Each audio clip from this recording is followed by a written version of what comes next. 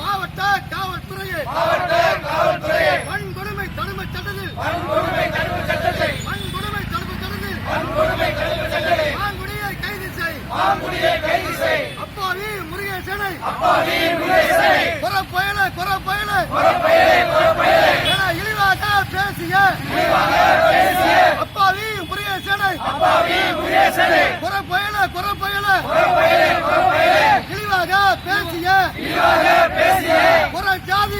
புறஜாதி என இழிவாக பேசிய மாங்குடியை கைது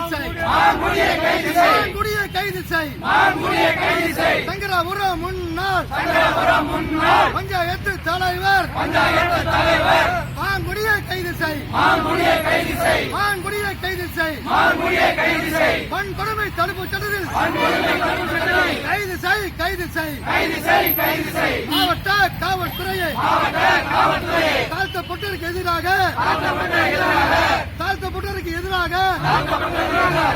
செயல்பட்டு மாங்குடியை கைது செய்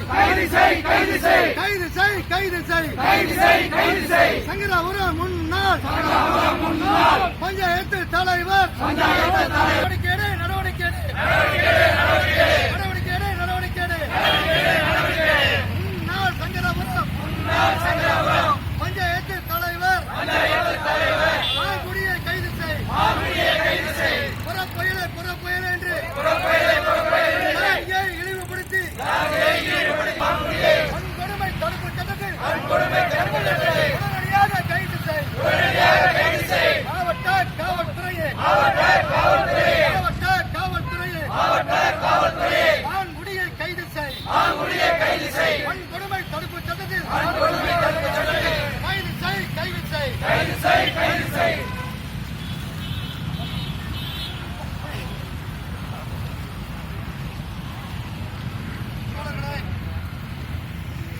ஆதி தமிழர் கட்சியுடைய தோழர்களே,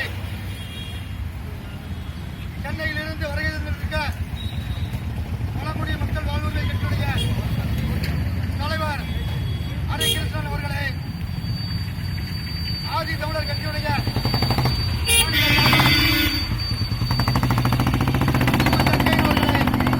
அவர்களோடு பயணிக்க வந்திருக்கின்ற தோழர்களே, பெரியோர்களே, உங்கள் அத்துணை பேருக்கும் கூட்டு இயக்கத்தின் சார்பாக முதற்கண் வணக்கத்தை தெரிவித்துக் கொள்கின்றேன்.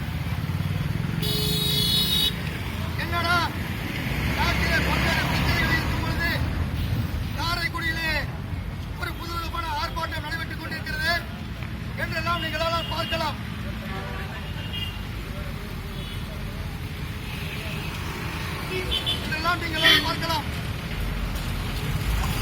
இங்கே கடந்த 19/9/2020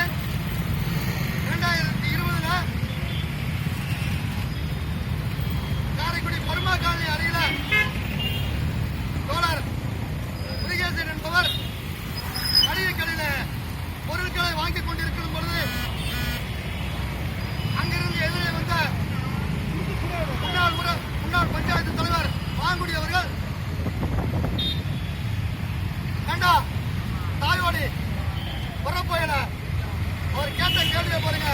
காரைக்குடியில அருகில் இருக்கக்கூடிய சங்கராபுரம் பஞ்சாயத்துல 2 முறை பஞ்சாயத்து தலைவராக பொறுப்புல இருந்த ஒரு நிர்வாகி ஒரு சாதாரண பந்தல் தொழில் செய்கின்ற ஒரு தொழிலாளியை பார்த்து, ஏண்டா புறப்போயில தாயோடி உன் மையம் வந்து நான் தோத்துருவேன்னு எதிரி ஜெயிச்சிருவான்னு டீ கடையில பேசுறானம்ல, உன் மயனையும் உன்னையும் வீட்டோட தீய வச்சு கொளுத்து போடுவேன் அப்படின்னு அதிகார போதையில பேசுறாரு அந்த மாங்குடி. அதோட விட்டாரா? அப்ப இந்த முருகேசன் சொல்றாரு, ஐயா என் மயன் பேசுறதாக எனக்கு கேள்விப்பட்டு நான் அவனை கண்டிச்சுட்டேன். நீ எப்போ பெரிய எழுத்தாளர்களோட பேசுற, வேலைக்கு போனா வேலையில பாரு, வேற எதுவும் பேசாதன்ட்டு என் மயனை நான் கண்டிச்சுட்டேயா, இனிமே நான் என் பிள்ளை பேச மாட்டான், இனிமே கண்டிச்சுட்டேன் அப்படின்னு ஒரு மன்னிப்பு கேட்கிறாரு. அப்படி மன்னிப்பு கேட்கிற முருகேசனை பார்த்து கேட்கிறாரு அந்த மாங்குடி, தாயோடி நீ எல்லாம் என் செருப்புக்கு சமம்டா, உன் ஜாதி எல்லாம் இந்த நான் போட்டிருக்க செருப்பு கூட தகுதி இல்லாத சாதி நீங்கள்ல யாரு ஜெயிப்பாங்கிறத சொல்றீங்களா அப்படின்னு கேட்கிறாருங்க இந்த மாங்குடி கேட்கிறாருங்க. இது எந்த விதத்தில் சரியானது? எங்க தேர்தல் அரசியல்ல யாரு ஜெயிக்கிறாங்க யாரு தோக்குறாங்கிற பொதுவா டீ கடையில உட்காந்து பேசுறது யதார்த்தமான வழக்கத்துல உள்ள விஷயம் தானே. அப்படின்னா அந்த பையன் தோறு பண்ணி இருந்தா தகப்பட்ட சொல்ற விதம் இருக்குல்ல, சாதியை சொல்லி இழிவா பேசி இந்த விஷயத்தை சொல்றாரு. சரி, இந்த சம்பவத்துக்கு முன்னாடி அவரு இந்த விஷயம் தெரியாம புகார் கொடுக்க கூட பயந்துகிட்டு பாலாஜிங்கிற வழக்கறிஞரை பார்க்கிறாரு. மறுநாள் அவர் சொல்றாரு, காலையில வாங்க, இளவாய் போச்சு, காலையில வாங்க, காவல்துறை புகார் கொடுப்ப பார்த்த சாட்சியாக கூப்பிட்டு சொல்றாரு. நான் ஒரு சாட்சி அனுப்புறேன், உங்களுக்கு ஆதரவா இருக்க மாட்டேன், அவன் எனக்கு ஆதரவா இருப்பான், தினேஷ் நீ பார்த்துக்க, உனக்கு என்ன தீர்மானம் செஞ்சிருக்காரு. ஏன் நல்லா கேட்டீங்க, சார்பாயோட தினேஷ்கிட்ட மாங்குடி தகவல் சொல்றாரு. சொல்லி அந்த சாட்சிய மிரட்டுறான். அந்த தினேஷ், நீ பாத்தியா, உனக்கு தெரியுமா, அவங்க எல்லாம் இப்படி சொல்லணும்னு சொல்றான் அப்படின்னு சொல்ல சொல்லி அவனை வாய்மொழியா பேசி மிரட்டி ஒரு வீடியோ ஆதாரத்தை எடுத்து டிஎஸ்பிட்டையும் உயர் அதிகாரிட்டையும் கொண்டு தினேஷ் வந்து மாங்கடி போட்ட அது மூளை எலும்பு இருக்கும்ல, நெல் எலும்பு, அந்த நெல் எலும்பு கடிக்கிறதுக்காக அந்த தினேஷ் கைவிட்ட வாங்கிட்டு அந்த மாங்குடி அந்த சாட்சிய பிறல் சாட்சியா மாத்தின அந்த தினேஷ் மேலே நடவடிக்கை எடுக்கணும். ஏன் இதை சொல்றேன்னா, சார்பாய்வாளர் பொதுவான அதிகாரியா இருக்கணும். ஏன்னா ஒரு உயர் அதிகாரி டிஎஸ்பி சொல்றாரு, என்னங்கிறத சரியா விசாரிக்கணும் சொல்லுங்கிறாரு. அதையும் சரி, ஐயா அவன் வந்து பொய் சாட்சி சொல்றாயா, எப்படி சொல்லுவான்? முதலாள பேசித்தானே மாங்குடியானே அனுப்புறாரு அந்த ஆளை. நாங்க போய் மாங்குடிக்கு சாட்சி சொல்ல வாங்க கூப்பிட்டோமா? சொல்றான், நாங்க 5 சாட்சி கூப்பிட்டோம், எங்கள் மீது சம்பவம் நடக்கும் போது இவங்க இந்த இடத்துல இருந்தாங்க அப்படின்னு 5 சாட்சியை கொடுக்குறோம். அந்த 5 சாட்சி இந்த தினேஷ் குடியரசுக்கு வந்து நான் வந்து தொழில்துறைக்கு பணம் தரேன், உங்களுக்கு தனியா பணம் தரேன். ஏண்டா நான் கேட்கிறேன், நீ தப்பு போட்டு என்ன நடக்கலையோ கடுமையான இடங்களை கொள்ளையடிக்க ஆகுடி கைது கொடுக்கணும். இல்ல அவர்களுக்கு சட்டத்தில் நான் சொல்றத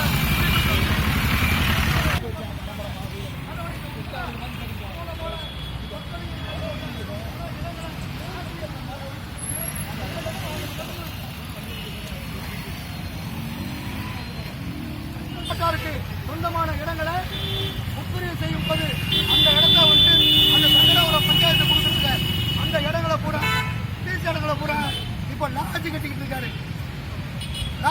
இருக்காருங்க. ஊரறிஞ்ச உண்மை, இதை யாரும் மறக்க முடியாது, மறக்கவும் முடியாது. லாட்ஜ் கட்டிக்கிட்டு இருக்காரு. பல கோடி ரூபாய் சொத்தை ஊழல் சொல்லி அமுக்குறாரு. அவர் இன்னைக்கு என்ன சொல்றார்? நாங்க சொல்றோம் மாங்குடியா ஜாதியை பத்தி பெருங்குடிக்கு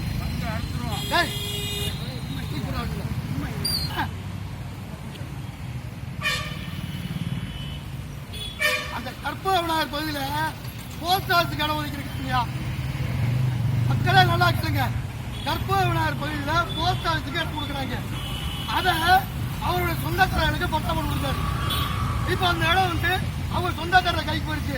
போஸ்ட் ஆஃபீஸ் யாருக்கு? தபால் நிலையம் யாருக்கானதுயா? ஊர் பொதுமக்களுக்கானது, ஊர் மக்களுக்கானது. ஆனா இப்ப யாருக்கு இருக்கு? மாங்குடியோட உறவினர்கள் இருக்கு. அது மட்டுமா, மாங்குடி மேல 4 வகையான வழக்கு போட்டிருக்காங்க. அதுல ஒரு உள்நாட்டு வழக்கு இருக்கு, பைனான்ஸ் பார்க்கு வழக்கு இருக்கு, பிபிடி ஆக்ட் இருக்கு. இதுவரைக்கும் இந்த மாவட்ட காவல்துறை இதுவரைக்கும் எந்த நடவடிக்கை எடுக்கல. இப்ப போட்ட பிசிஆர் வழக்குல முதற்கொண்டு கைது பண்ண மாட்டாங்களா? நான் கேட்கிறேன். சிதம்பரம் தொகுதியில் இருக்கக்கூடிய அந்த பகுதியில் இருக்கக்கூடிய ஊராட்சி மன்ற தலைவரை தரையில உட்கார வச்சிருக்கு எஃப்ஐஆர் போட்டு கைது பண்ண வரலாறு இருக்கு.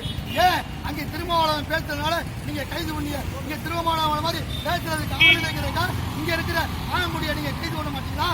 அங்க ஒரு சட்டம், இங்க ஒரு சட்டமா? நாங்க கேட்டா நீங்க சொல்றீங்க 7 வருஷத்துக்குள்ள கீழே உள்ள வழக்க கைது பண்ண முடியாதுங்கிறீங்க. அப்ப சிதம்பரத்தில் எப்படி பண்ணாங்க? ஊராட்சி மன்ற தலைவரை கீழே உட்கார வச்சா அந்த ஊராட்சி செயலாளரை எப்படியா கைது பண்ணாங்க? அப்ப மாங்குடியை கைது பண்ண முடியாது. அப்ப ஆட்சி அதிகாரம் மனபலம் இருக்கிறவனை கைது பண்ண மாட்டீங்க. நாங்க எங்களை மாதிரி இந்த ஒரு 1/2 மணி நேரம் முன்னப்பட ஆகிப்போச்சு. ஒண்ணுமே இல்லைங்க. இந்த நிகழ்ச்சி நடத்துறதுக்கு எங்களுடைய தலைவர்களும் எங்களுடைய தொண்டர்களும் வர்றதுக்கு முன்னாச்சு. இங்க இருக்கக்கூடிய காவல் சார்பாய்வாளர் என்ன சொல்றாரு? ஆய்வாளர் என்ன சொல்றாரு? நேரம் ஆகி போச்சு, சீக்கிரம் நடத்து, உணவு கொடுத்த டைம் முடிஞ்சு போச்சு. அப்ப நாங்க ஏழை சாதாரண சாதிக்காரங்க எங்களை மிரட்ட இந்த காவல்துறை மாங்குடியை மிரட்டி இருக்கணும், மாங்குடியை கைது பண்ணிருக்கணும். ஏன் பண்ணல? பிபிடி ஆக்கி இருக்கு. நாங்கள் சொல்றியா இங்க இருக்கிற காவல்துறை என் மயிரை கூட்ட கொடுக்க முடியாங்கிறேன். சவால் அதே மாதிரி தான் நீங்கள் இருக்கிறீங்க. ஏன் கைது பண்ணல? இத்தனை வழக்கு போட்டுருக்கலாம். பிபிடி ஆக்ட் இருக்கு, 101 இருக்கு, இன்னும் பல்வேறு குற்ற வழக்கு இருக்கு. எந்த வழக்கிலும் ஜாமீன் எடுக்க மாட்டேன். இப்ப ஜாமீன் அதுக்காகவே உழவ வரேன். நாங்க ஒரு வாரண்ட் இருந்தா 100 போலீஸ் வீட்டு வரையில, தகவல் மேல வாரண்ட் இருந்து செல்வம் மேல வாழ்ந்து வாரண்ட் இருந்துச்சுன்னா 100 போலீஸ் வீட்டு வரையில. ஏன் இந்த மாங்குடி இந்த காவல் அவர் சொல்றது உண்மையா இருக்கு இல்லையா?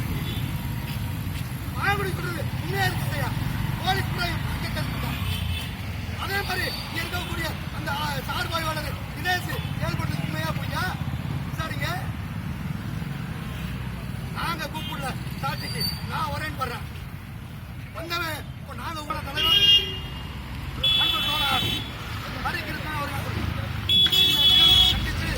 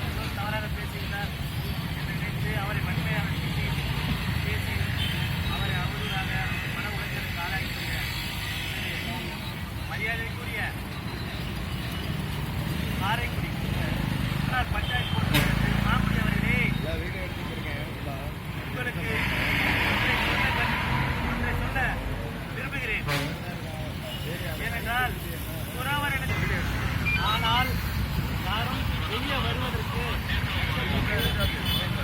போல் இருக்கிற நாசி கிருமியை விட மோசமானவன் மாங்குடி. பணம் இருந்தால் மட்டும் போயாது, பணத்தை வச்சு சாதிக்கலாம் மட்டும் நினைக்கிறாங்க. காவல்துறைக்கு ஒரு அன்பான வேண்டும். காவல்துறை திரு மாங்குடி என்பவர் புறவனிடத்தில் பிறந்தது தவறா என்று நான் கேட்கிறேன். முருகேசன் என்பவர் புறவனிடத்தில் பிறந்தது தவறா என்று உங்களை நான் கேட்கிறேன். ஏனென்றால் அவர் கண்ணுக்கு தெரிஞ்சு ஒரு குற்றவாளி மாங்குடி எவ்வளவோ அவங்ககிட்ட எவ்வளவோ வாக்காளர் நமது ஆதி தமிழர் கட்சி சார்பா நமது அண்ணன் திருமதி செல்வன் அண்ணன் அவர்களும் பழங்குடி வாழ்முறை கட்சி செயல் தலைவர் மனோகரன்